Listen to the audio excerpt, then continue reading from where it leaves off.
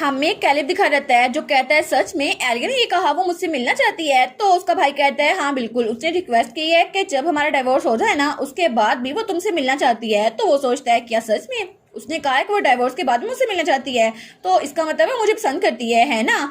तो वो कहता है ठीक है भाई, मुझे कोई मसला नहीं है, मैं भी उससे मिलना चाहता हूँ। तो सेड्रिक कहता है ठीक है, तुम जैसा कहो मैं इसको ऐड कर दूंगा। तो तब सेड्रिक कहता है तो बाद में हम कॉन्ट्रैक्ट को डिस्कस कर लेंगे। वो कहता है जी जी। और उसके बाद वो लोग बिल्कुल खामोश से वहां पे खाना खा रहे थे और वहां पे बाकी चेयर्स पे कोई भी नहीं था। तो सेड्रिक कहता है अब मैं इस बारे में सोच रहा हूँ, तो तुम्हारी एटिकेट क्लासेस कल से एलिया के साथ शुरू होंगी, तो क्या तुम इस बारे में एक्साइटेड हो। तो तब कैलिब खाना खाते खाते रुक जाता है। वो कहता है जी मैं कल से ट्रैक में वापस आ जाऊंगा, लेकिन मैं चाहता हूँ कि एलिया बाद में क्लासेस ले, क्योंकि अभी तक मैं ट्रैक में वापस नहीं आया। तो तब सेड्रिक कहता है क्या। वो सोचता है क्या सच में कैलिब खुश नहीं है, लेकिन वो इस बारे में खुश क्यों नहीं है, क्योंकि मुझे लगा था कि वो तो एलेक्स के साथ बहुत खुश रहता है, तो क्या उसको क्लासेस लेने की खुशी नहीं है। लेकिन वो ऐसे क्यों कर रहा है और इसका फेस ये तो बिल्कुल भी खुश नहीं लग रहा। लेकिन अच्छा होता अगर वो मुझसे इस बारे में बात कर लेता। और दूसरी तरफ हमें हमारी एलिया दिखा जाती है जो बाहर घूमने के लिए आई हुई थी और वो तो वहां पर देखकर बहुत ज्यादा खुश थी। वो कहती है आज तो मौसम भी कितना अच्छा है ना। और तभी वो सोचती है आज तो मैं कैलिब के साथ वॉक करने वाली हूँ, कितना अच्छा है ना, वो तो मुझे टूर देगा पूरे कैसल का। और वो तो बड़ी खुश थी। लेकिन तभी वो सोचती है शुरू में मुझे लगा था कि ये जगह मेरे रहने के काबिल नहीं है, लेकिन यहाँ पे जो मेड है ना ओलिविया कितनी अच्छी है। और उसके बाद वो ड्यूक का एडवाइजर वो भी कितना अच्छा है और यहाँ पर सब लोग इतने अच्छे हैं। लेकिन पता नहीं एक ही दिन गुजरा है और ड्यूक के वेजल्स कैसे होंगे, अभी तक तो मैं उनसे मिली नहीं हूँ ना। लेकिन वो सोचती है वो लड़कियां तो मेरे पास आएंगी और कहेंगी तुम सच में ड्यूक सेड्रिक से शादी कर रही हो, ऐसा नहीं हो सकता, और वो मेरे सामने मेरी बेइज्जती करेगी। लेकिन मैं उम्मीद करती हूँ ऐसा कुछ ना हो, हालांकि मुझे पता है ये सब कुछ होने वाला है, लेकिन फिर भी। और तब वो सोचती है ठीक है बस मुझे इस वक्त एलिया के गुम हुई मेमोरीज को याद करना है, उसके अलावा कोई काम नहीं है मुझे। लेकिन तभी से किसी की आवाज आ रही है, मैं तुम्हें सच बता रही हूँ मैंने खुद देखा था। वो कहती है क्या। तो वहां पे मेड्स बातें कर रही थी। वो कहती है हाँ मैंने भी देखा था। वो सोचती है ये तो मेड्स है ना, तो शायद ये वैसी बातें कर रही होंगी।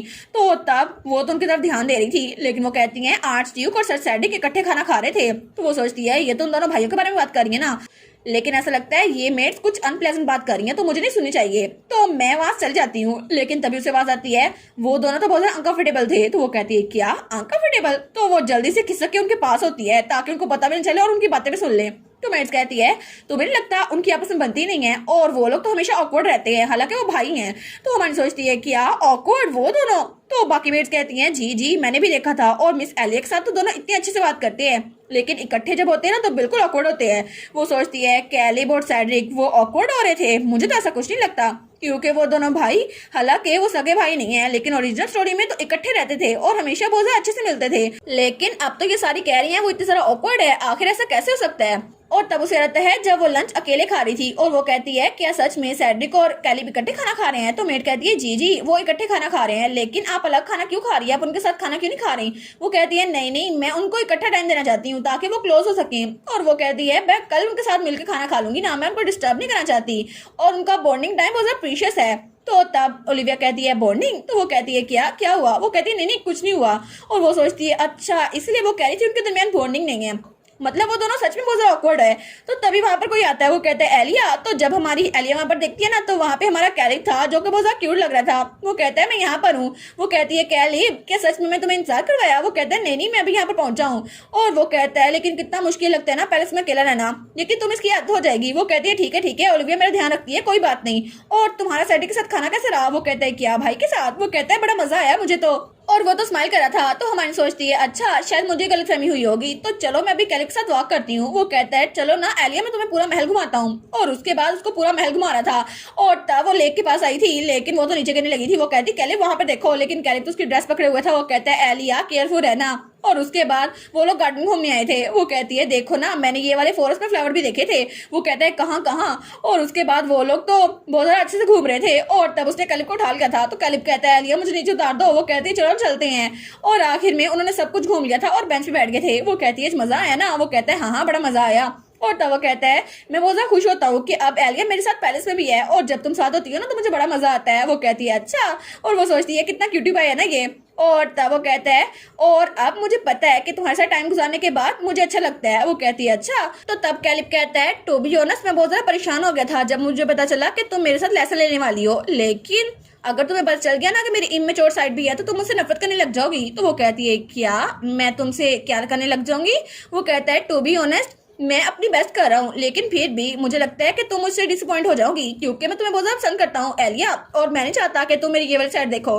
वो कहती है क्या मैं तुमसे डिसअपॉइंट क्यों होंगी, आखिर तुम एक छोटे बच्चे तो हो। वो कहती है 1 मिनट रुको, मैं तुमसे डिसअपॉइंट होंगी क्यों, और तुम्हारी इमेच्योर साइड कैसे मैं डिसअपॉइंट होंगी। तो कैलिब कहता है लेकिन इसलिए ना, अगर किसी को कुछ करना ना आए हो तो आप उससे नफरत करते हैं। तो एलिया कहती है तुम क्या बात कर रहे हो कैलिब, मुझे सही से बताओ। तो कैलिब कहता है उन्होंने मुझसे कहा था। तो हमारी कहती है किसने कहा था। वो कहता है उन्होंने कहा था कि एलिया तुमसे डिसअपॉइंट हो जाओगी अगर तुमने अच्छा ना काम किया। तो वो सोचती है ये बातचीत ऐसे कैसे हो रही है, मैं इसे डिसअपॉइंट क्यों होंगी और ये मेरा नाम क्यों ले रहा है। और इसके अलावा कैलिब उसको तो इस बात पे यकीन भी हो गया है कि मैं उससे नफरत करूंगी, लेकिन मैं उससे नफरत क्यों करूंगी, ऐसा लगता है कोई इसका माइंड वॉश कर रहा है। लेकिन तब वो कहती है ये सब कुछ तुम्हें किसने बताया, तुम्हारी एटिकेट टीचर ने। वो कहता है हाँ उन्होंने कहा था, लेकिन कुछ गलत हुआ एलिया। तो एलिया उसको तो गुस्सा आ रहा था, तो वो उसका चेहरा पकड़ता और कहता है तुम तो गुस्से में लग रही हो।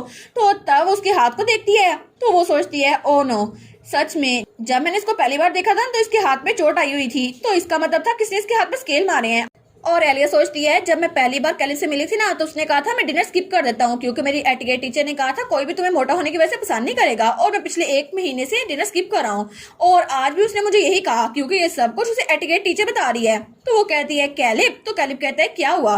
तो वो तो बड़े गुस्से में आ गई थी। वो कहती है क्या तुम मुझे अपने हाथ दिखा सकते हो। तो वो कहता है क्या मेरे हाथ। तो हमारी कहती है हाँ बिल्कुल, अपने ग्लव्स उतारो और मुझे अपने हाथ दिखाओ। तो तब जब उसके हाथ देखती है ना तो उसके हाथ पे फिर से वही निशान थे। वो उससे कहती है ये निशान ये पनिशमेंट के निशान है ना, किसी ने तुम्हारे हाथ पे स्केल्स मारे हैं।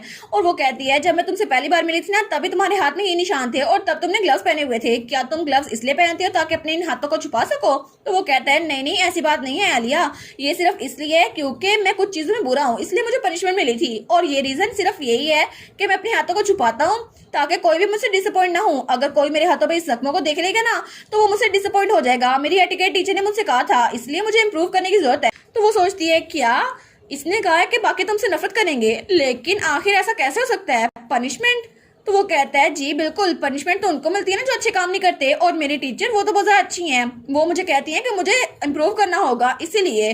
तो हमारी सोचती है ये तो रिपीटेटिव ब्रेन वॉशिंग है, वो लड़की वो इसकी टीचर वो इसको ब्रेन वॉश कर रही है। लेकिन वो सोचती है अगर मुझे याद है ना तो ओरिजिनल स्टोरी में उसकी एटिकेट टीचर वो थी जेरल बेबीलोन, मार्कोस बेबीलोन की बेटी, इसकी कजन। लेकिन वो सच में इसके साथ ऐसा कैसे कर सकती है। और इस स्टोरी में आगे जाके वो तो सेड्रिक के पीछे पड़ गई थी क्योंकि उसे डचेस बनना था, उसके फादर ने यही बोला था, लेकिन उनका प्लान कामयाब नहीं हुआ क्योंकि सेड्रिक ने उनका प्रपोजल एक्सेप्ट नहीं किया।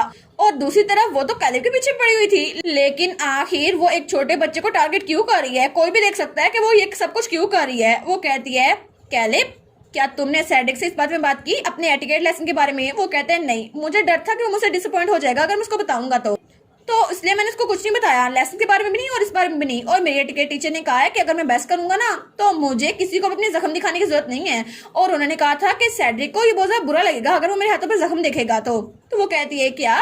तो वो कहता है जी बिल्कुल, उसने कहा था कि भाई मुझसे बात नहीं करना चाहते इसलिए मैं लंच के दौरान उससे बात नहीं करता ताकि उनको बुरा न लगे और उनको अनकंफर्टेबल न लगे, और इसीलिए मैं अपनी बेस्ट कर रहा हूँ ताकि मैं सबको खुश कर सकूं और मैं एक प्राउड आर्चड्यूक बन सकूं क्योंकि मेरी टीचर ने कहा है कि वो मेरी हेल्प करती है जहां भी मुझे जरूरत पड़ती है। तो हमन कहती है क्या, मैं समझ गई, जो रीजन है कि ये दोनों भाई इतनी तरह ऑकवर्ड रहते हैं वो वही टीचर है।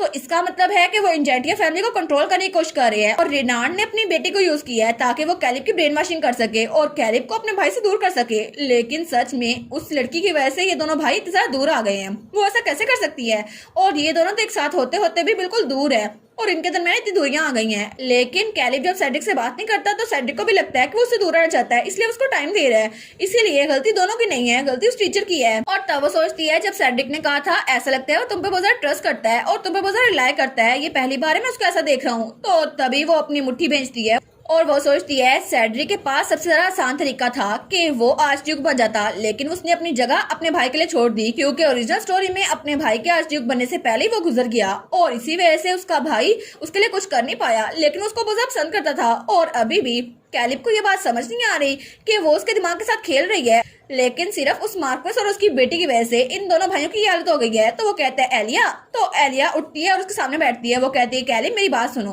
वो कहता है क्या हुआ, अचानक तुम ऐसे कैसे बैठ गई। और वो सोचती है जब मैं फॉरेस्ट में थी ना तभी मुझे नोटिस करना चाहिए था, लेकिन ये इसके जख्म बिल्कुल भी नॉर्मल नहीं लगते।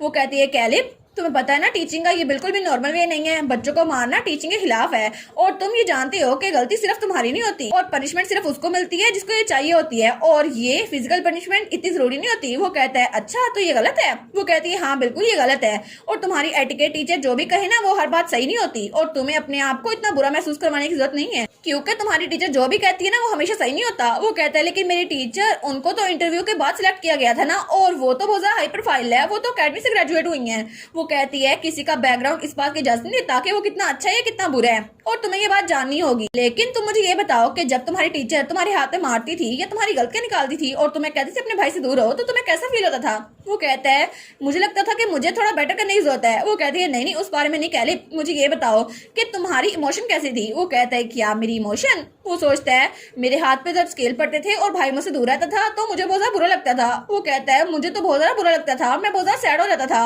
और वो सोचता है मैं कुछ कर नहीं सकता था लेकिन मैं सैडिक से बात करना चाहता था लेकिन मुझे डर था कि वो मुझसे नफरत करने लग जाएगा इसलिए मैंने उससे बात नहीं की और ये सोच तो मेरे दिमाग से हट ही नहीं रही थी कि कोई और मुझसे नफरत करे, इसलिए मेरे पास कोई चॉइस नहीं थी कि मैं अपनी टीचर की बात पे यकीन कर लूं। तो वो कहती है कैलिब, तो वो कहता है मुझे क्या करना चाहिए और उसकी आंखों से आंसू बह रहे थे। वो कहता है मुझे नहीं पता मुझे क्या करना चाहिए, मैं सच में उसकी बात को यकीन करना चाहता हूँ क्योंकि मेरी टीचर मुझे बहुत ज्यादा पसंद करती है और उन्होंने कहा था कि मैं स्टूपिड हूँ इसलिए मैं इतना जरा कंफ्यूज हो गया था लेकिन ये सब कुछ मेरी वजह से हो रहा था। तो तब उसके चेहरे पे हाथ रखती है और कहती है कैलिब अपने आप पे ट्रस्ट करो, तुम्हें खुद पे ट्रस्ट करना होगा, सब कुछ बिल्कुल ठीक हो जाएगा तो तुम फिक्र ना करो। और तब वो कहता है ठीक है मैं आपकी बात सुन लेता हूँ। और तब थोड़ी देर बाद हमारी हीरोइन वो महल के अंदर आ गई थी और वो वहाँ हाईवे से गुजर रही थी। वो सोचती है मैं तो बहुत ज्यादा गुस्से में हूँ, आखिर वो जेरिल रेनाल्ड वो बास्टर्ड ऐसा कैसे कर सकते हैं? कैलिब एक छोटा बच्चा है उसके लिए ऐसा कैसे कर सकते हैं? उसको ब्रेन वॉश कैसे कर सकते हैं? और मेरा दिल तो कर रहा है उनके पास जाऊँ और कहूँ तुम लोग ऐसा कैसे कर सकते हो, लेकिन फिर भी मैं ऐसा नहीं कर सकती, मैं उनके सामने अपना गुस्सा नहीं उतार सकती। तो तभी वो तो गुस्से में बड़बड़ाती हुई वहां से जा रही थी लेकिन तभी पीछे से कोई आता है। वो कहता है एलिया क्या अभी तुम कैरिक साथ वॉक करके आई हो? तो वो कहती है ओ सेड्रिक, और वहां पे सेड्रिक खड़ा था।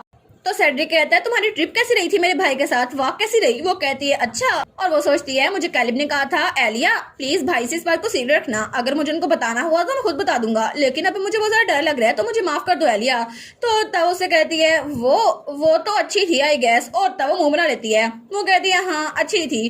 तो तब वो कहता है क्या इसको ऐसा क्या हुआ कि मुंह बना लिया इसने? तो तब वो कहती है अब मैं चलती हूँ यहाँ से, आपको अपना काम होगा जाग करें। वो कहता है क्या, और वो तो उसको बुलाता रह जाता है लेकिन वो बात नहीं सुनती। वो सोचता है इसको हुआ क्या है।